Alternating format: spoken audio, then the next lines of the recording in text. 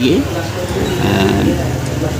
Madhupur hospital চৌনি আমরা এখানেই নাকা পয়েন্টে ভেহিকেল চেকে গিয়েছিলাম। ওই সময় একটা অটো আর একটা বাইক তারা মুখোমুখি সংঘর্ষ হয়। তার ফলে 4 জন ইনজুর্ড হয়। এর মধ্যে 2 জন মোটামুটি গুরুতর ইনজুর্ড। তো কতজন মহিলা আছে এখানে?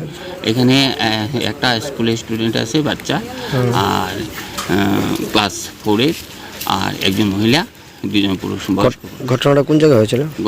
ঘটনাটা মধুপুর হসপিটাল চৌনি। এখন কি তাদের প্রাথমিক হাসপাতালে নিয়ে আসা হয়? হ্যাঁ, এখন তারা প্রাথমিক চিকিৎসা করা হয়েছে। পরবর্তী সময়ে তারা এক্সরে করা হইব। তার পরবর্তী সময় ডাক্তার যেটা তা সেরকম চিকিৎসা।